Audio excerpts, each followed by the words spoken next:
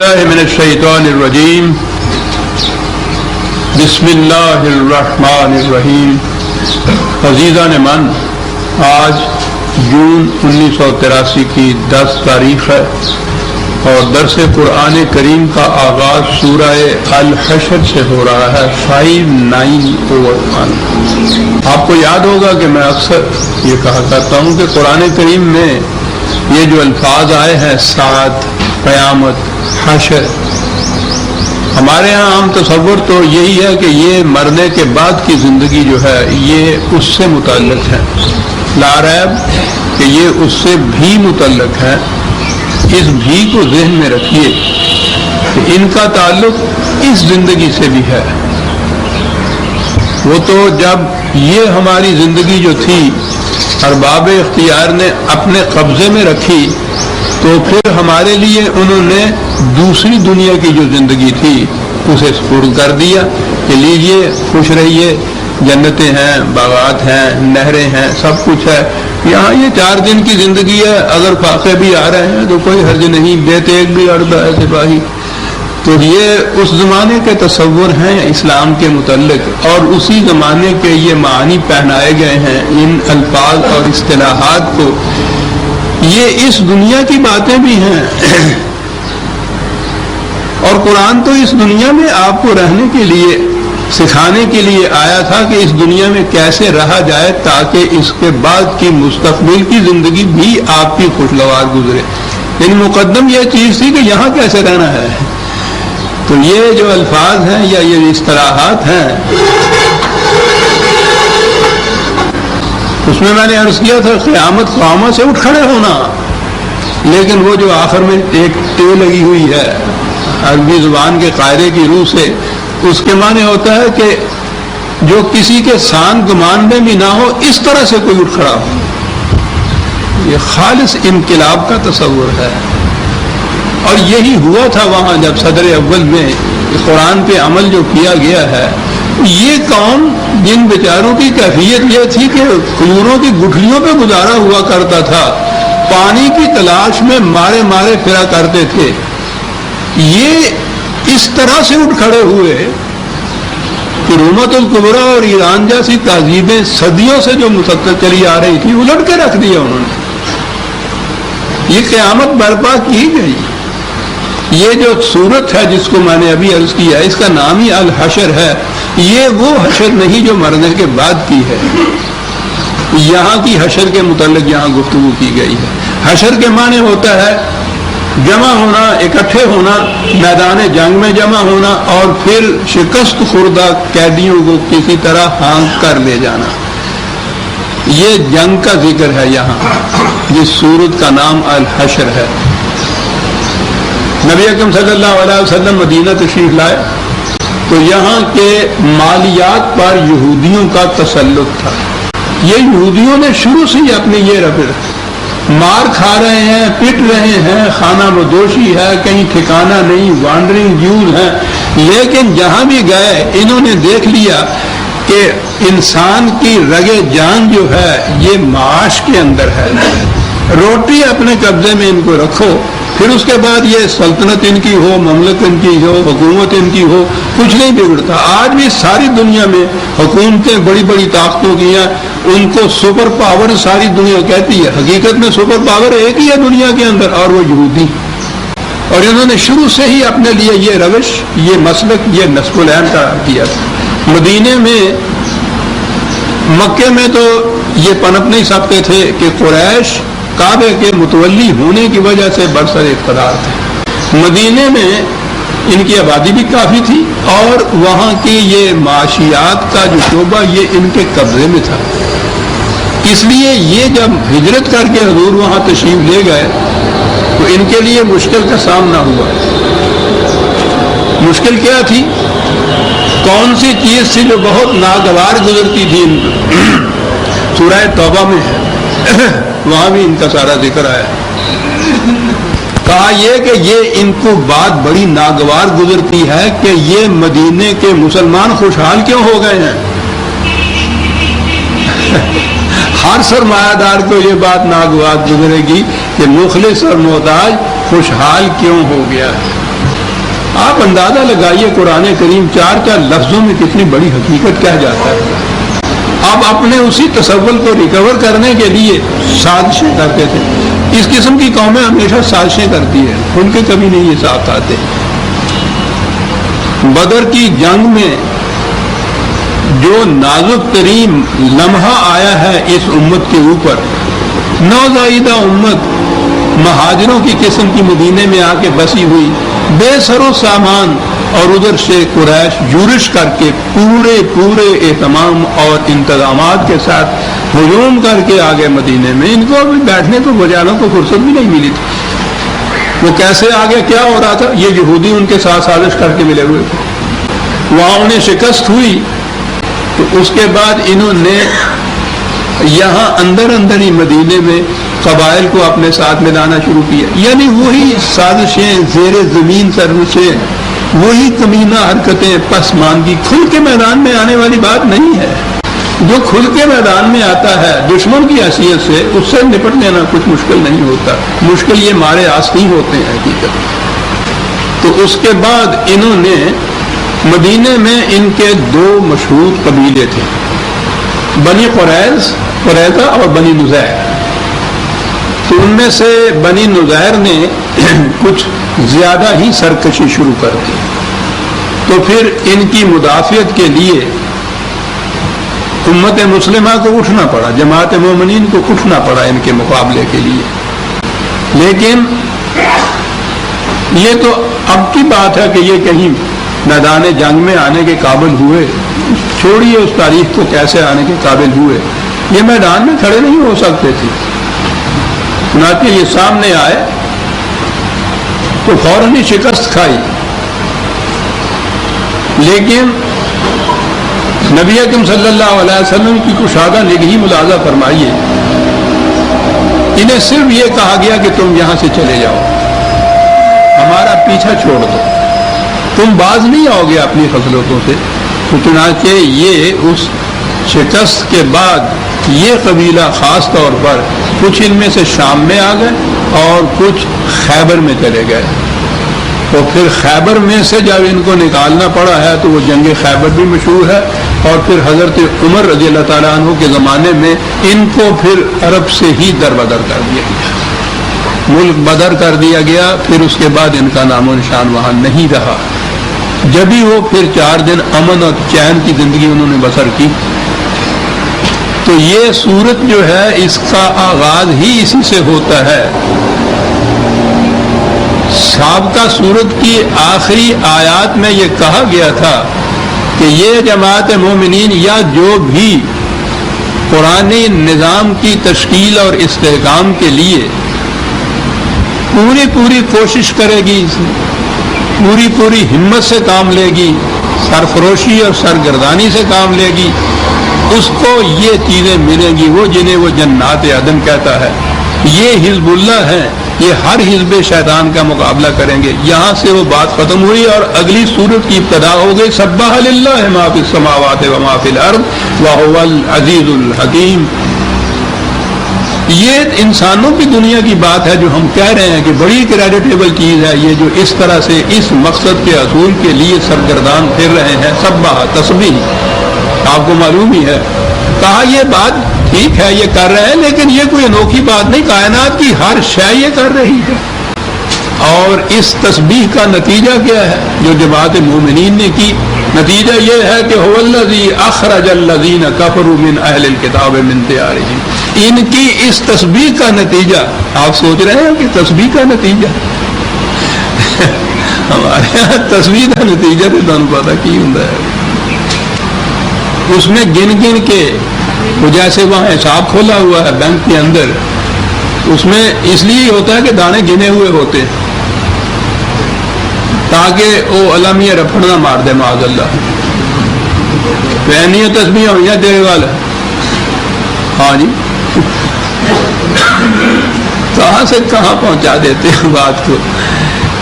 الفاظ کو نہیں بدلتے, ویسے رہنے دیا کہ قرآن کی حفاظت کا ذمہ خدا نے لیا تھا. انہوں نے کہا کہ ٹھیک ہے جی آپ اسے محفوظ رکھتے پھریے, اس کے الفاظ کو دیکھیے تو صحیح ہم اس کے ساتھ کرتے کیا. کرتے یہ کہ اس نے کہا تھا تسبیح کے معنی کسی مقصد کے حصول کے لیے انتہائی کوشش سے سرگرداں رہنا، اور انہوں نے اس کے بعد وہ بدھوں کے ہاتھ سے عیسائیوں کے واسطے سے ایک تاگے میں پروئے ہوئے دانے وہ لیے اور قوم کو اس میں لبھا دیا کہ خدا نے تسبیح کا حکم دیا ہے، بیٹھو اور تسبیحاں پھیرتے رہو تم۔ سبح للہ کا نتیجہ یہ تھا کہ یہ اہل کتاب میں سے جنہوں نے اعلانیہ سرکشی اختیار کی، یہاں کفر کے معنی سرکشی ہو جائے گا، اختیار کی، ان کے ساتھ کیا کیا جائے گا؟ اخرج الذین کفروا من اہل الکتاب من دیارہم لاول الحشر، یہ آ گیا حشر کا لفظ، پہلے ہی میدان جنگ کے اندر پہلے ہی جب یہ جمع ہوں گے اور ان کے ساتھ وہ بھیڑ ہوگی تو اس کا نتیجہ یہ ہے کہ ان کو ان کے شہروں سے نکال دیا جائے گا، ان کی بستیوں سے نکال دیا جائے گا۔ یہ ہے وہ حشر جو یہاں ہوتی ہے برپا، تو وہاں سے ان کو نکال دیا۔ ما ظننتم ان یخرجوا وظنوا انہم مانعتہم حصونہم من اللہ، یہ سمجھتے یہ تھے کہ ہم نے جو اپنے قلعے بنا رکھے ہیں، محفوظ دیواریں کھڑی کر رکھی ہیں، ہمیں یہاں سے کوئی نہیں نکال سکتا۔ کہا انہیں پتہ نہیں ہے کہ غلط روش زندگی کے جو نتائج آتے ہیں تباہ کن، تو وہ پھر دیواروں اور قلعوں کو نہیں دیکھا کرتے، وہ ان حفاظتی دیواروں کو پھان کے بھی چلے جایا کرتے۔ فَآتَاهُمُ اللَّهُ مِنْ حَيْثُ لَمْ يَحْتَسِبُوا، لفظ تو یہی ہے کہ اللہ ان کے اوپر پھر ان مقامات سے آیا جن کا یہ سان گمان بھی نہیں کر سکتے تھے۔ اللہ تو نہ کہیں آتا ہے نہ کہیں جاتا ہے۔ یہ کون آئے تھے؟ یہ حزب اللہ آئے تھے، خدا کی پارٹی جسے خدا نے خود اپنی جماعت، اپنا لشکر، اپنی پارٹی کہا ہے اس کو۔ تو جہاں جہاں آپ قرآن میں دیکھیں گے کہ خدا نے یہ کیا، اللہ آیا، اللہ نے یہ کہا، یہ اس کے قوانین کو نافذ کرنے والی جو جماعت تھی، یہ سب کچھ اس کے ہاتھوں سے ہوتا تھا۔ یہ جنگ ان کے ساتھ ہوئی، انہوں نے انہیں شکست دی، ان کے ہاتھوں سے وہ آگے گئے۔ اگلی آیت کے اندر یہ بات صاف ہو گئی ہے کہ مومنین نے یہ کیا، لیکن آپ دیکھیے قرآن کریم یہاں کہا کہ خدا ان کے خلاف ان مقامات سے آیا جن کا یہ سان گمان بھی نہیں کرتے تھے۔ ہاتھ ہے اللہ کا، بندہ ہے مومن کا ہاتھ۔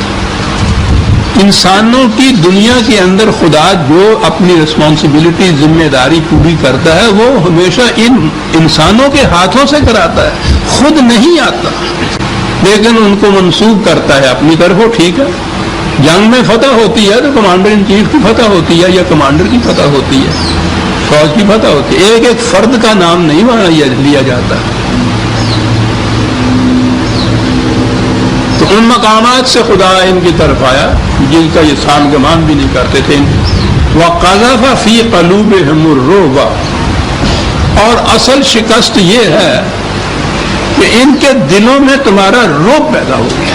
اصل شکست یہ ہوتی ہے، میدان جنگ میں یہ پاور بڑی بڑی آئیں بھی نہ، لیکن جتنی بھی چھوٹی چھوٹی زیر دست کمزور قومیں ہیں، ان کے دلوں میں ان کا رعب اتنا طاری ہو گیا ہے کہ الیکشن ہونے لگتا ہے امریکہ میں تو ہر ایک اپنی اپنی جگہ تھراتا ہے کہ پتہ نہیں نیا صدر جو آئے گا اس کی پالیسی کیا ہوگی۔ ارے 20,000 میل کے فاصلے پہ تمہارا اس سے واسطہ کیا؟ لیکن واسطہ تو بڑا ہوتا ہے۔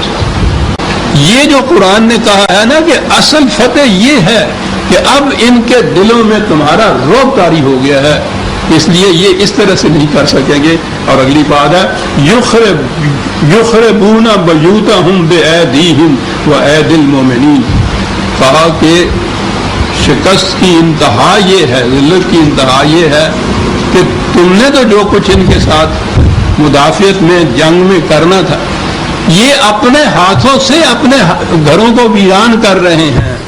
سب سے بڑا عذاب یہ ہے عزیزان ایمان کسی قوم کا کہ وہ قوم اپنے ہاتھوں سے اپنے گھروں کو ویران کرے۔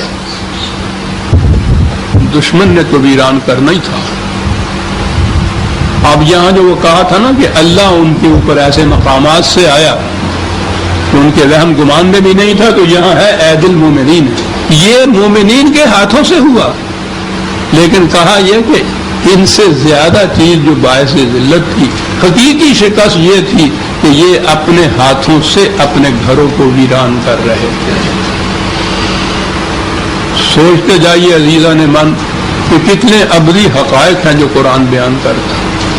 کسی قوم کی انتہائی شکست اور ذلت یہ ہے کہ وہ قوم اپنے ہاتھوں سے اپنے گھروں کو ویران کرنے لگ جائے، اور اسی لیے کہا کہ فاعتبروا یا اولی الالباب، بات اے صاحبان عقل و بصیرت، اسے یہودیوں اور صدر اول کے مسلمانوں کا تصادم نہ سمجھیے، اس میں بڑی دور کی باتیں ہم کہہ رہے ہیں۔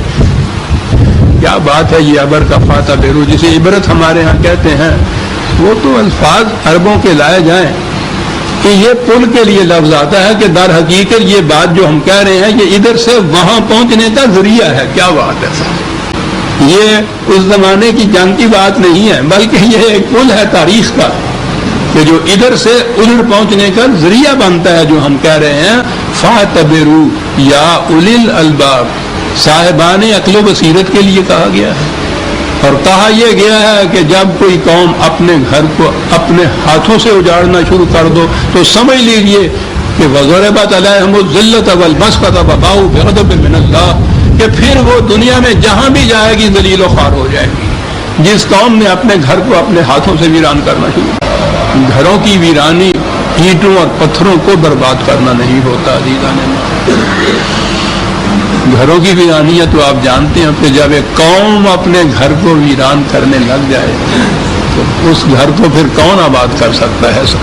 وَلَوْلَا أَنْ كَتَبَ اللَّهُ عَلَيْهِمُ الْجَلَاءَ لَعَذَّبَهُمْ فِي الدُّنْيَا وَلَهُمْ فِي الْآخِرَةِ عَذَابُ النَّارِ۔ تو اگر یہ بات طے نہ ہوتی کہ ان کو صرف یہاں سے نکال ہی دینا ہے تو پھر تو ان کے اوپر اس قسم کی تباہی آتی تو ان کا نام و نشان مٹ جاتا، لیکن یہاں یہی مناسب سمجھا گیا کہ اس آخری سزا تک بات نہ پہنچنے پائے، یہ یہاں سے چلے ہی جائیں تو اچھا ہے، تاکہ بعد میں یہ نظام امن سے تو رہ سکے۔ ذالک بأنہم شاقوا اللہ ورسولہ فمن یشاق اللہ فإن اللہ شدید العقاب۔ یہ بات بھی آپ کے سامنے آ چکی ہوئی ہے کہ قرآن کریم میں جہاں اللہ اور رسول کا اکٹھا ذکر آتا ہے اس کے معنی نظام خداوندی ہوتا ہے۔ یہاں جو کہا ہے کہ انہوں نے بہت ستایا، تنگ کیا، مخالفت کی اللہ کی، اللہ کو تو نہ کوئی ستا سکتا ہے نہ تنگ کر سکتا ہے۔ کسے ستایا تھا انہوں نے؟ کسے تنگ کیا تھا؟ کس کی مخالفت کی تھی؟ یہ اللہ اور رسول کا جو ذکر ہے کس کی تھی؟ کس نے مخالفت کا جواب دیا؟ کون مدافعت میں میدان جنگ میں گیا؟ یہی نظام۔ پھر یہ جو نظام خدا کے احکام کے مطابق جو کچھ کرتا ہے خدا اسے اپنی طرف منسوب کر لیتا ہے، اور یہ بڑی چیز ہے، حقیقت میں بڑی باعث فخر چیز ہے کہ ان کے کارناموں کو خدا یہ کہے کہ یہ تم نہیں تیر چلا رہے تھے، ہم چلا رہے تھے۔ کیا بات ہے اس مقام کی! ما قطعتم من لینۃ او ترکتموها قائمۃ علی اصولها فباذن اللہ ولیخزی الفاسقین۔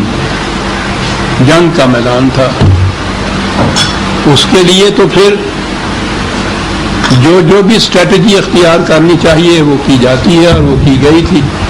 پہلی چیز یہ تھی کہ ان کے ہاں کی یہ کھجوریں، ان کے درخت، یہی زیادہ متاع ہوتی تھی، اسی کے سہارے کے اوپر یہ قومیں جو تھیں وہاں معاشی طور پر آگے ہوتی تھی۔ تو پہلی چیز یہ تھی کہ ان کے درختوں کو کچھ کاٹنا پڑا، بعض کو کاٹنا پڑا، بعض کو اسی طرح سے رہنے دیا گیا۔ اب یہ کہا گیا ہے کہ یہ سب کچھ تم بإذن اللہ کر رہے تھے۔ آپ کے لیے یہ بات سمجھنا کچھ مشکل نہیں ہوگی، کیونکہ آپ اب اس مسلسل درس سے یہ سمجھ گئے ہیں کہ یہ اذن اللہ جب کہا جائے گا اس کے معنی ہوں گے قانون خداوندی کے مطابق۔ لیکن ہمارے ہاں تو ان تنکوں کے پل بنا کر اس پہ سے ہاتھی گزارتے رہتے ہیں۔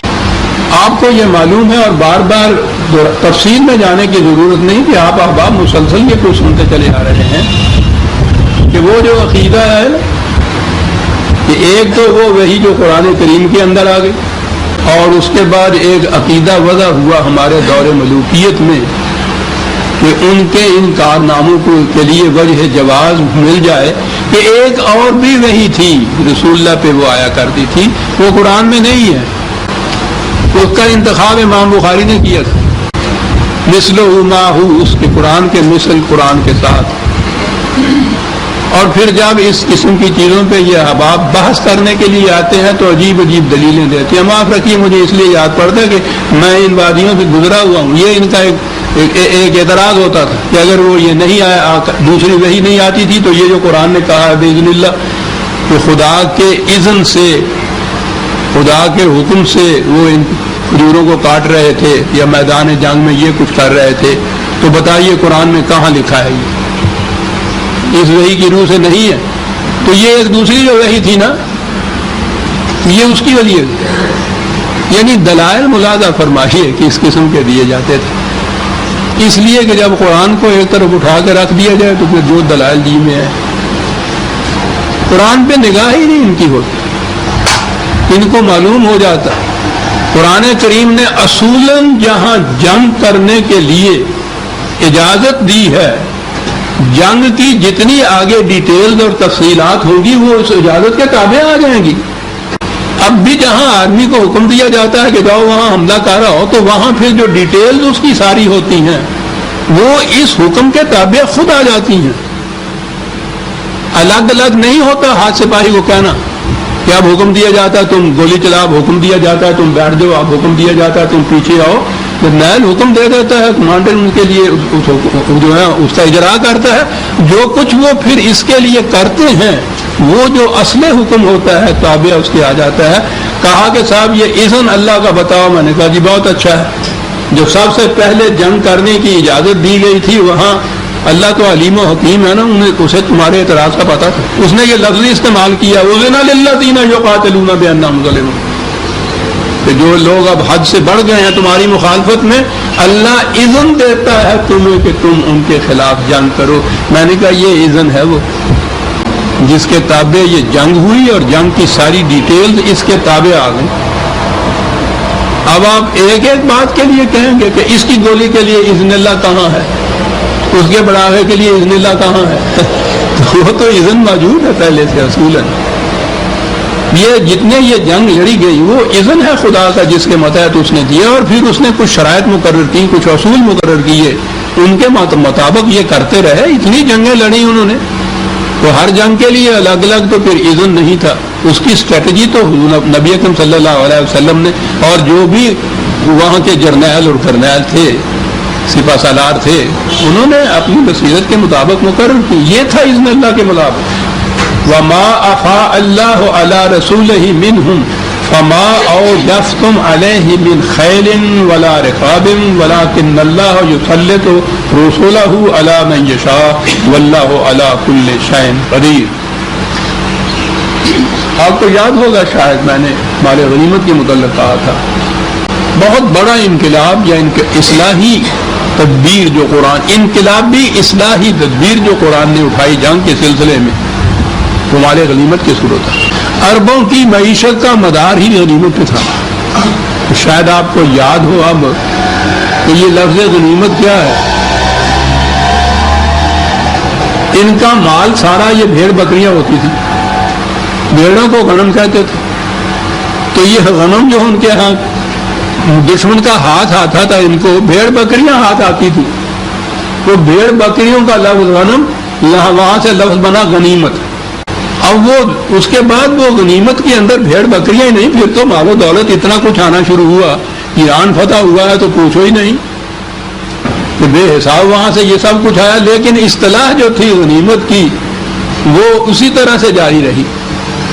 اور جب یہ وہ سرحدیں ٹاپ کر ہمارے ملکوں میں آیا تو آپ کو پتا ہے کہ پھر ایک تو غنیم یہاں سے لفظ بنا جس کے معنی دشمن ہو گئے، اور پھر ہمارے ہاں تو جناب غنیمت ہے کہ یہاں دو چار دوست بیٹھے ہیں اور غنیمت ہے. یعنی الفاظ کہاں سے کہاں پہنچتے ہیں. کہاں وہ بھیڑیں میدان جنگ میں جو آئی، یہاں یہ کہ بھائی ممکن ہے تمہارا دم غنیمت ہے جو تم آ گئے. تو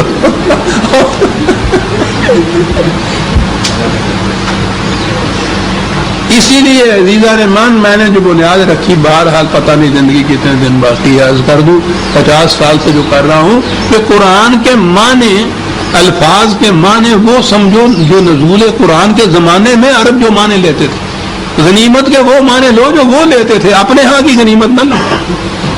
یہ ہے قرآن کے سمجھنے کا طریقہ، اور یہ ہے اس کی حفاظت کی ذمہ داری کا ایک شعبہ کہ یہ انہوں نے لاکھ ان معانی میں تبدیلیاں کی۔ نزول قرآن کے زمانے میں عرب جو ان سے معانی لیتے تھے وہ بھی محفوظ ہیں عربوں کی شاعری کے اندر، اور وہاں سے سمجھ میں بات آتی ہے کہ قرآن کہتا کیا ہے۔ میں کہہ رہا تھا کہ بہت بڑی تبدیلی یہ کی عربوں کی معیشت کا دار و مدار غنیمت پہ تھا۔ اب ظاہر ہے کہ جب یہ مدار ہو تو وہ جنگ جتنی زیادہ لمبی چلے، جتنا زیادہ عرصے تک رہے، اتنی ان کے آگے موج ہے۔ جنگ اگر بند ہو جائے تو روٹی بند ہو جاتی تھی ان کی۔ تو یہ جسے کہتے ہیں نا آنے بہانے، یہ جنگ چھیڑتے ہی رہتے تھے، اور پھر ہوتا یہ تھا کہ جو کسی کے ہاتھ میں آ جائے وہ اس کا۔ جذبہ محرکہ جنگ میں جانے کا مال غنیمت یا لوٹ کا مال جسے ہم کہتے ہیں، یہ ان کی معیشت تھی۔ جنگ کی ابتدا بھی پہلی جنگ سے پہلے یہ بات جو تھی، انہی عربوں سے یہ کہا کہ مال غنیمت لوٹ کا مال نہیں ہے جو کسی کے ہاتھ میں آئے وہ لے جائے، ایک سوئی تک کوئی سپاہی نہیں ٹچ کرے گا، یہ سارا مال مملکت اور نظام کا ہے، وہ تقسیم کرے گا ضرورتوں کے مطابق۔ پہلا اصلاحی انقلاب۔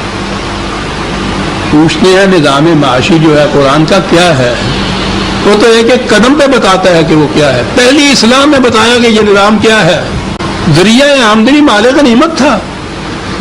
اب ان سپاہیوں کو جو صدیوں سے اس کے خوگر چلے آ رہے تھے کہ جنگ میں جو کسی کے ہاتھ آئے، خاص طور پر جو کسی کو قتل کرے اس کا تو سب کچھ ہی اس کا ہو جاتا تھا، انہیں یہ کہنا کہ ان میں سے ایک پائی بھی تمہاری اپنی نہیں ہو، وہ جذبہ محرکہ جو جنگ کا تھا وہ پہلے ختم کر دیا ہے۔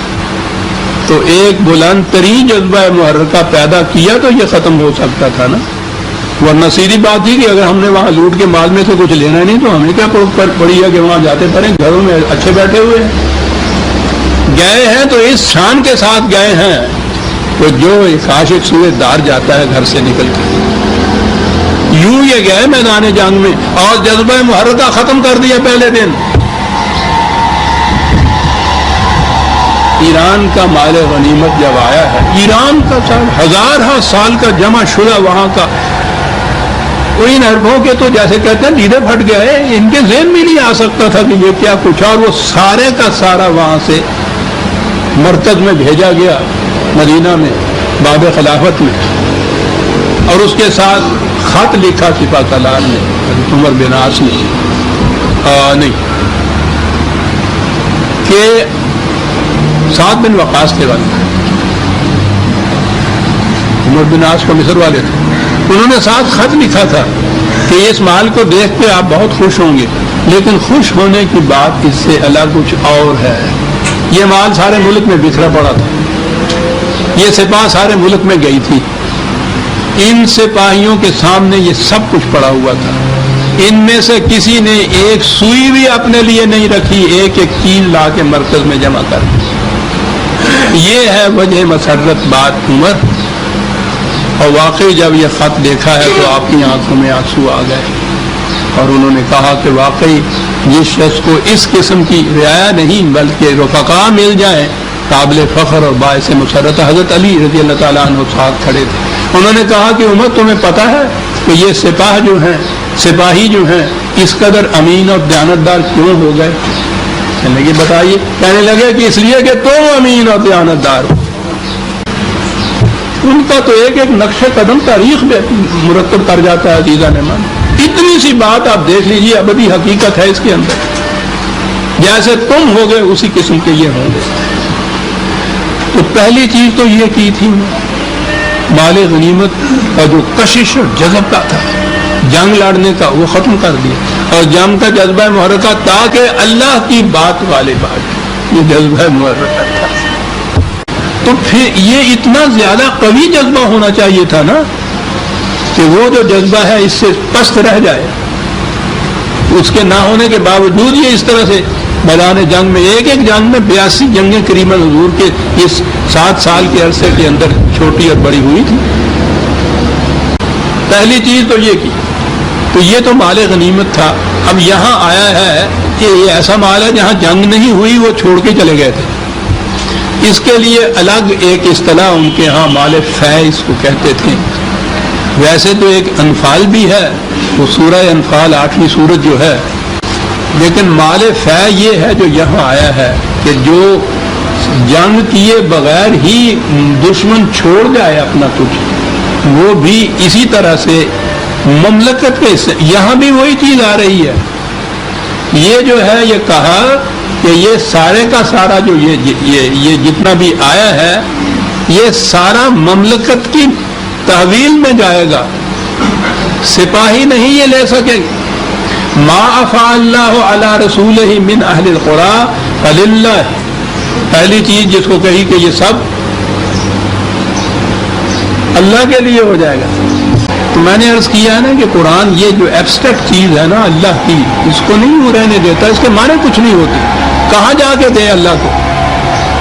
اس نے تو خود بتا دیا ہے کہ جب ہم کہیں کہ ہمیں دو تو مراد کیا ہوتی ہے. وہ سورت جو آتی ہے جس میں کہا ہے کہ جو تم یہ کاشت کرتے ہو، زمین میں فصلیں پیدا کرتے ہو، اس میں دیکھ لو کہ کتنا حصہ تمہارا ہوتا ہے. تم تو محنت کرتے ہو صرف اس میں، اور یہ جتنے باقی چیزیں جن پہ دار و مدار ہے تمہارے بیج کے فصل بننے کا، یہ سورج کی گرمی، یہ پانی بادلوں کا، یہ ہوائیں، یہ زمین، یہ تو سارا ہمارا ہے. تو تمہارا اور ہمارا یہ مشترکہ کاروبار ہوا. یہ ہے وہاں کہا گیا کہ جب یہ فصل آئے تو بھائی ایماندار کاروباری کی طرح یہ ہونا چاہیے نا کہ تم اپنا حصہ لے لو، محنت کا معاوضہ تو تم لے لو، اور باقی جو چیزیں یہ مفت ہم نے دی ہیں یہ ہمیں دے دو. تو پوچھا گیا کہ صاحب یہ تو ہم نے لے لیا، یہ جو آپ کا حصہ ہے کسے دے دیں؟ مولوی صاحب تو کہیں گے کہ ہمیں دے دو، اللہ کے نمائندے. پوچھا کسے دے دیں؟ کہا بھوکوں کو دے دو، ہمیں مل جائے گا، ہمیں مل جائے گا.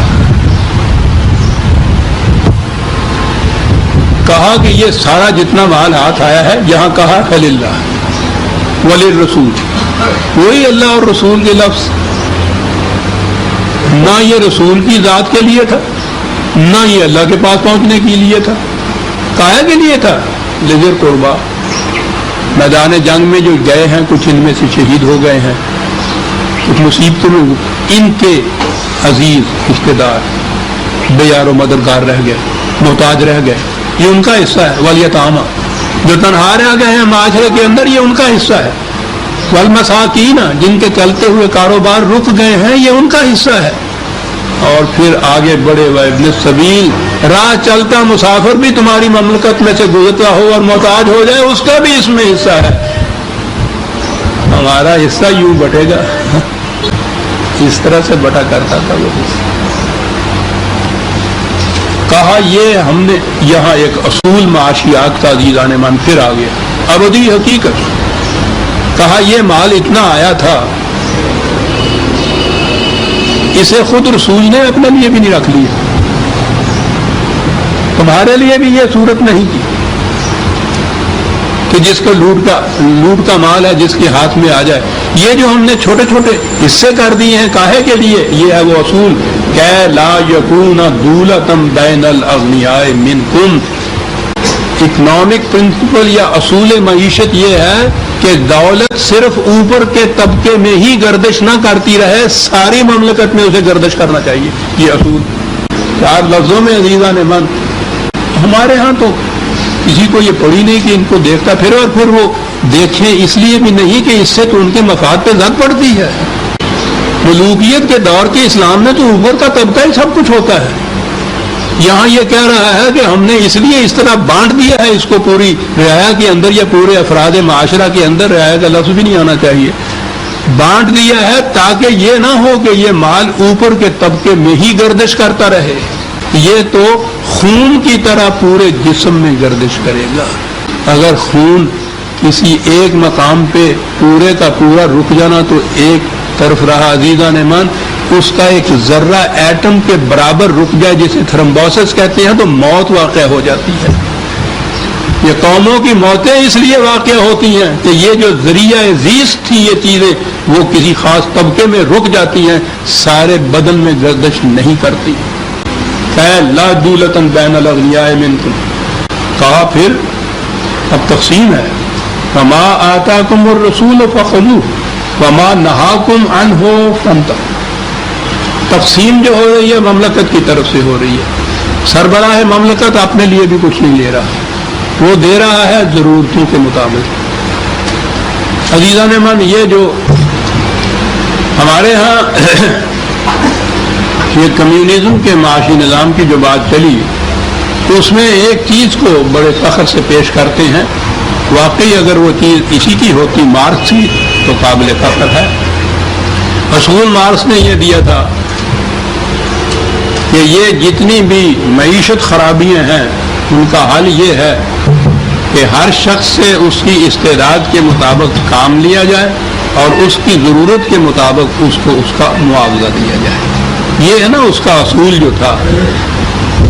دو فکروں میں اگلی بات بھی یہ کر دوں, اس کی خود پارٹی کے جو رفیق لوگ تھے جسے کہتے ہیں نا کہ جمپ ہے دس آئیڈیا, بڑی خوشی ہوئی ان کو کہ بڑا حل عجیب ہوا ہے. اور اس کے بعد اس سے کہا کہ صاحب جب یہ حل آپ نے دیا ہے تو اب اس کو آپ نافذ کیوں نہیں کرتے؟ کہتے ہیں کہ یہی مشکل ہے. نافذ کرنے کے معنی یہ ہوں گے جو میرا حل ہے کہ ایک شخص صبح سے شام تک جان مار کر محنت کرتا رہے, ایک دو دن نہیں عمر بھر اس نے یہ کرے, اور اس میں سے اتنا لے جتنی اس کی ضرورت ہے. اگر اس کی ضرورت 2 روٹیوں میں پوری ہوتی ہے اور کمائی کرتا ہے 20 کی, 18 روٹیاں روز اس کو دوسروں کو دینی پڑیں گی. میں وہ جذبہ محرکہ انسینٹو, اس نے کہا, میں وہ انسینٹو نہیں پا رہا کہ یہ شخص ساری عمر ایسا کیوں کرے. تو جب تک یہ انسینٹو نہیں مجھے ملتا میں اس کو نافذ نہیں کر سکتا. پارٹی کے ممبر جو تھے وہ مخالف ہو گئے اس کے, لیکن میں سمجھتا ہوں دیانتدار شخص, اس نے منافقت نہیں برتی. جس چیز کو وہ سمجھتا تھا قابل عمل نہیں ہے, اعتراف کر لیا کہ اصول تو یہی ہے. کہا کہ یہ اصول اس وقت نافذ ہوگا جب کوئی اس کے لیے جذبہ محرکہ تلاش کر لے گا, اور یہ چیز تھی جذبہ محرکہ جو قرآن نے تلاش کی. تاریخ بتا رہی, کسی کو اجازت نہیں کہ ایک پائی بھی اس میں سے خود لے سکے. تقسیم کرنے والے کی صورت, میں نے کہا تھا نا کہ یہ مارکس نے یہ بات کہی, ٹھیک ہے, قابل کہاں سے نہیں مارکس نے بات کی. نبی اکرم صلی اللہ علیہ وسلم نے جو یہ تقسیم جو حضور نے کی اس کا اصول یہ تھا, عملاً یہ اصول تھا کہ وہ سپاہی کو جو مجرد ہوتا تھا, ان میرڈ ہوتا تھا, فیملی نہیں ہوتی تھی, اس کو آدھا دیتے تھے, فیملی والے کو دگنا دیتے تھے. یہی تھی وہ تقسیم, یہی تھا تقسیم کا اصول جو کہ حضور کے بعد بھی حضرت ابو بکر صدیق کا تو وہ قول موجود ہے. اس اصول کے مطابق یہ تقسیم ہوتی تھی مملکت کی ضروریات کے مطابق. کہا گیا حضرت ابو بکر صدیق سے کہ صاحب جن مجاہدین نے ابتدائی اسلام کے اندر اتنی مصیبتیں جھیلی, اتنی قربانیاں دی, اتنی اسعاف ہوا, ان کی خدمات کے معاوضے میں ان کو زیادہ ملنا چاہیے. یہ کیا چیز ہوئی کہ ان میں سے اگر ایک شخص کا اس کی ضرورت 2 روٹیوں کی ہے تو وہ دیا جائے, اور یہ ابھی حال ہی کے اندر جو لوگ آئے ہیں ان کو اتنا دیا جائے کہ ان کی اگر وہ بال بچے دار ہیں ان کی ضروریات زیادہ ہیں, تو اس کے مطابق یہ تقسیم کا اصول یہ صحیح نہیں ہے. خدمات اسلام کے مقابل کے لیے یہ دی جائے. حضرت ابو بکر صدیق کا یہ قول کیا بات تھی, کہاں پہنچا دیا تھا وحی نے اور تربیت نبوی نے. آپ نے کہا کہ ان کی خدمات, ان کا صلہ, ان کا خدا ان کو الگ دے گا. میں معیشت کی بات کر رہا ہوں, یہاں روٹی کا سوال ہے. آہا آہا, اس کہا کہ ما آتاکم الرسول فخذوہ وما نہاکم عنہ فانتہوا. یہ ان کی سمجھ میں نہیں آ رہا تھا. یعنی آپ سوچئے کہ کہاں سے اس قوم کو اٹھا کے کہاں لے گئے ہیں. یہ اصول کہ دولت اوپر کے طبقے میں جمع نہ ہوتی ہے, مملکت کے ہاتھ میں آتی ہے, وہ تقسیم کرتا ہے, تو وہ ان کے تصور میں بھی نہیں آتا کہ صاحب جنہوں نے خدمات زیادہ کی ہیں ان کو تو زیادہ ملنا چاہیے. ان کا یہ خدمات کا معاوضہ نہیں ہے، وہ اور جگہ ہوتی ہے، یہ ضرورت کہنا پڑا کہ یاد رکھو پھر یہ اصول نیا نیا تمہیں لگے گا، لیکن جو کچھ رسول دے دل کی رضامندی سے اس کو قبول کر لو، جو چیز وہ تم سے روک لے دل میں گرانی نہیں تمہیں گزرنی چاہیے، جو رسول دے اس کو لو، جس سے روکے اس سے رک جاؤ۔ اور ابھی جو میں نے عرض کیا ہے نا کہ وہ جو آیا کرتی ہے بعض وہ دوسری وحی کی حدیثوں کی، اس میں اسے بھی پیش کیا کرتے ہیں کہ خدا نہیں صاحب جو رسول دے وہ لو، اور جو جس سے روکے رسول رک جائے، تو گویا یہ تو رسول کے احکام کی بات ہے۔ ان کی کیفیت یہ ہوتی ہے لوگوں کی، یا تو ان بیچاروں نے قرآن کا بھی کھول کے دیکھا نہیں ہوتا، کہیں سے سن پائے یہ چار لفظ، یہ ہمیشہ آیتوں میں سے کچھ ٹکڑے لے کے اپنی مرضی کے اتنا حصہ پیش کرتے ہیں۔ یہ آپ نے دیکھا ہوگا نکاح کے وقت جو خطبہ پڑھتے مولوی صاحب، حتیٰ کہ نکاح نامہ جو چھپا ہوا ہوتا ہے اس کے اوپر ایک آیت ہوتی، یہ جو ایک سے زیادہ بیویوں کی قرآن کریم کے اندر ایک اصول سے دیا ہے، وہ سورہ نساء کی آیت شروع یہاں سے ہوتی۔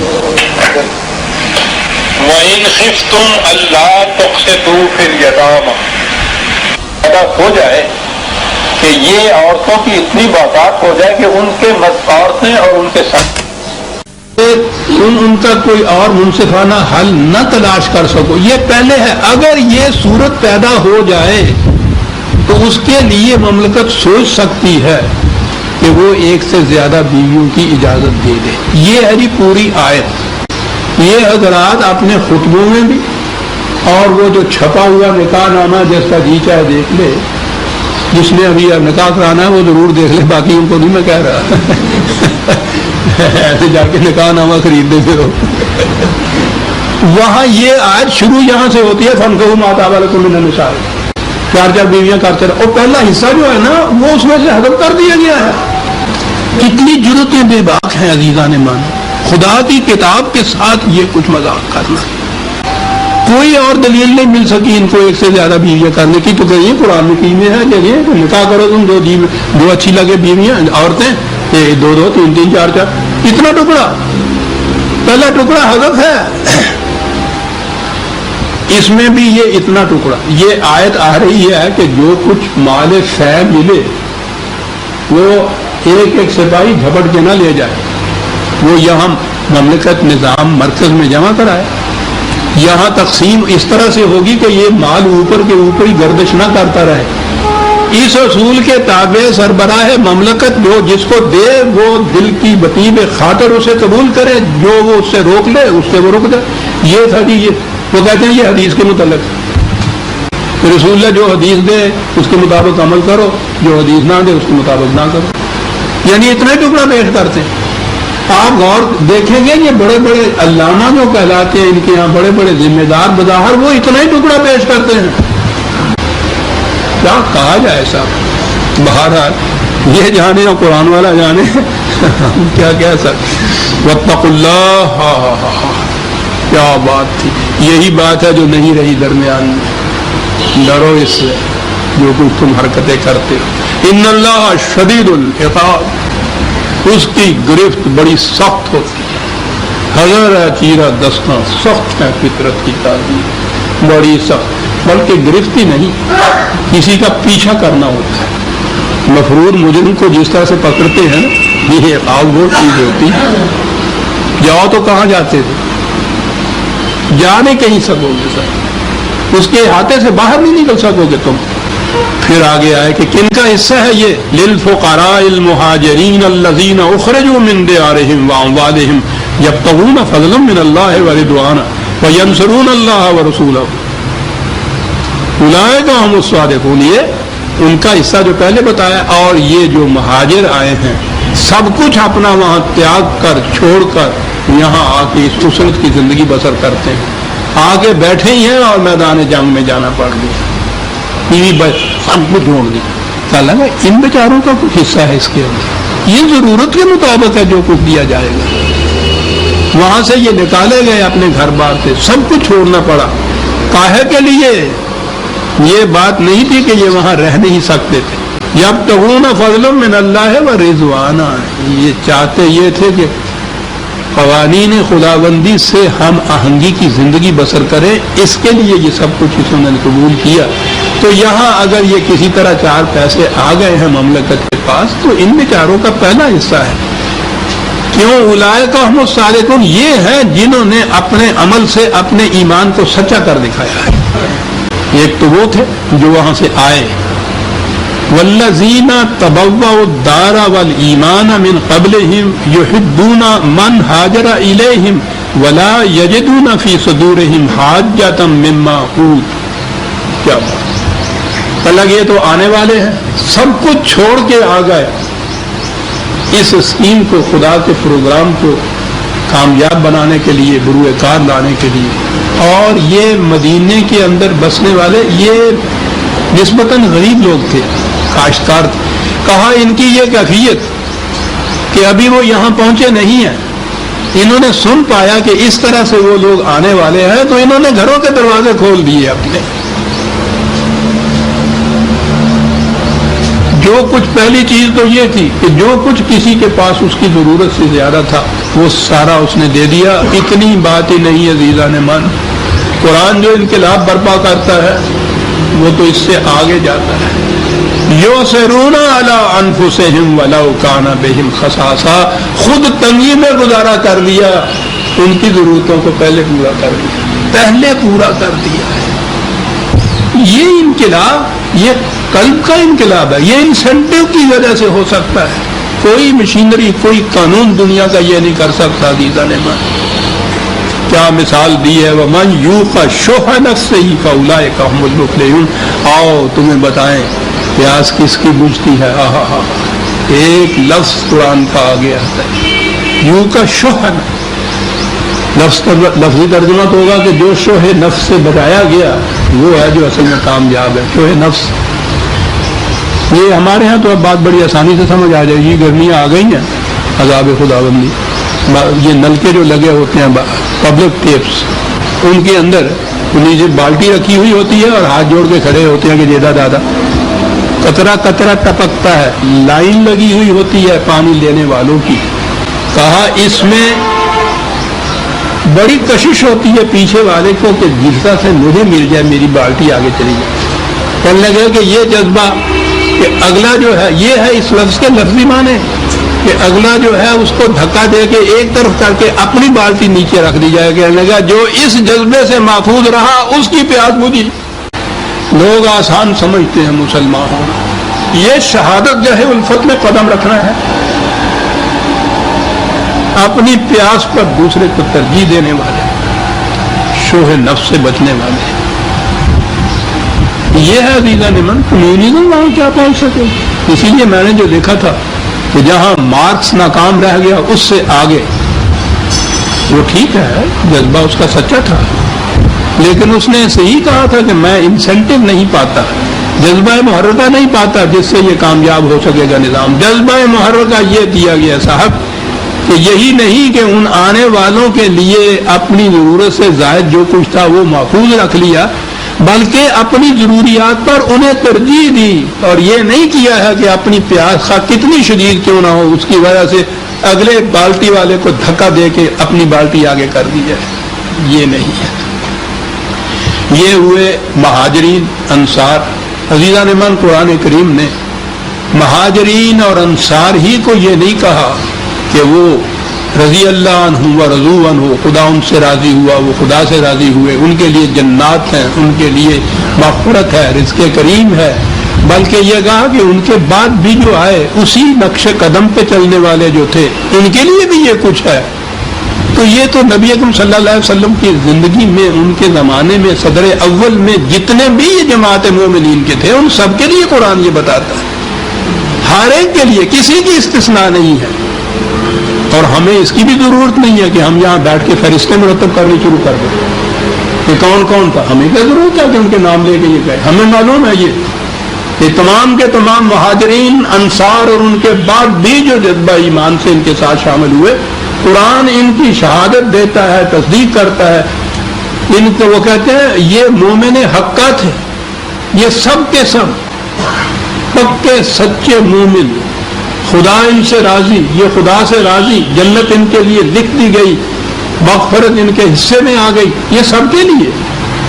تو ہمارا تو ایمان یہ ہے، قرآن ہم سے یہ ایمان کے طور پہ منواتا ہے، ہم استثناء نہیں اس میں کر سکتے کہ فلاں سچا مومن تھا فلاں پکا مومن نہیں تھا۔ اور یہ تو ہمارے ذمہ نہیں لگایا قرآن نے، یہ کہا یہ ہے کہ اس کا واسطہ ہی نہیں، یہ لوگ اپنے وقت میں گزر گئے، جو کچھ انہوں نے کیا تھا وہ ان کے لیے تھا، جو تم کرو گے وہ تمہارے لیے، ولا تسألون عما كانوا يعملون، ہم تم سے پوچھیں گے ہی نہیں کہ انہوں نے کیا کیا تھا۔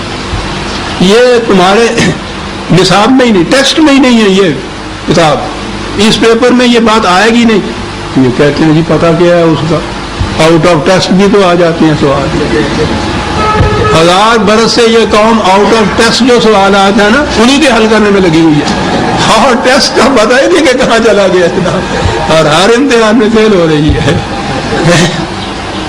باتیں یہ چل رہی ہیں، شخصیتوں کی باتیں۔ قرآن کہتا ہے ہم پوچھیں، خدا کہتا ہے عزیز ایمان ولا تسألون عما كانوا يعملون، ہم بالکل نہیں پوچھیں گے کہ انہوں نے کیا کیا تھا۔ یہ کہتے ہیں کہ صاحب کیا پتا ہے تمہارا، پوچھ بیٹھو تو پھر ابھی تو تیار ہو کے جانا، یہ توار ہی نہیں ہے اللہ کے۔ وہ کہتے ہیں ہم نہیں پوچھیں گے، ساری زندگیاں ان کی، پوری تاریخ ان کی مجھ سے پوچھو جو ان وادیوں میں سے گزرا ہے، کمرے بھرے ہوئے ہیں ان کتابوں کے، ان باسوں کے اوپر کہ فلاں صحابی کیسے تھے اور فلاں صحابی کیسے تھے، کہا کے لیے یہ سارا یہ جزو ایمان۔ وہ کہتا ہم پوچھیں گے ہی نہیں تم سے۔ اب پوچھو اس طالب علم کو جس نے اتنی محنت کی ہو اور وہ کچھ پڑھ کے جائے امتحان میں جو وہاں سوال ہی نہیں آنا، پھر کیا ہوگا۔ والذین جاؤوا من بعدهم یقولون ربنا اغفر لنا ولإخواننا الذین سبقونا بالایمان ولا تجعل فی قلوبنا غلا للذین آمنوا۔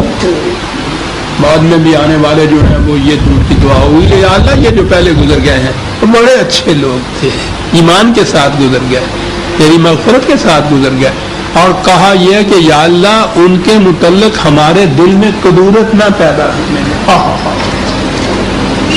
جو سامنے مومن ہیں انہی کے متعلق یہ بات نہیں ہے، وہ جو گزر گئے ہیں ان کے متعلق بھی دعا یہ ہے کہ ان کے متعلق ہمارے دل میں کدورت نہ کہیں پیدا ہو جائے۔ تو آپ کو معلوم ہے جنت کے متعلق بھی یہ لفظ آیا تھا نا کہ وہاں داخل ہونے والوں کے لیے وہ جو گیٹ کیپر کھڑا ہوگا نا، وہاں جو جائزہ لے گا سامان کا، وہ لگا کے یہاں بھی کرتے ہیں نا، وہ دیکھے گا یہ اس میں یہ ہے کہ وہ دلوں کو ٹٹولے گا کہ اس کے اندر کسی مسلمان بھائی کے خلاف کدورت کا جذبہ تو نہیں ہے، اسے جانے دے گا وہ اندر۔ جہاں اس نے دیکھا کہ صاحب اس نے تو نیزے میں پستول چھپا رکھا ہے، وہ باہر نکال دے گا ادھر۔ انکا رؤوف الرحیم۔ غیر من سورہ الحشر کی آیت 10 تک ہم آئے، اور میں تو زائد وقت دے دینا چاہتا تھا، لیکن کیا کریں، ان کے پیمانے اپنے ہیں، ان کا فیتا ختم ہو جاتا ہے ریکارڈ کرنے کا تو اس پہ حکم آ جاتا ہے، تو مجھے آپ معذرت چاہیں گے، ذرا وقت دیر لگی تھی لیکن خیر اتنا ہو گیا۔ تو ہم سورہ الحشر کی آیت 11 سے اگلے جزء میں لیں گے۔ ربنا تقبل منا انک انت السمیع العلیم۔ شکریہ۔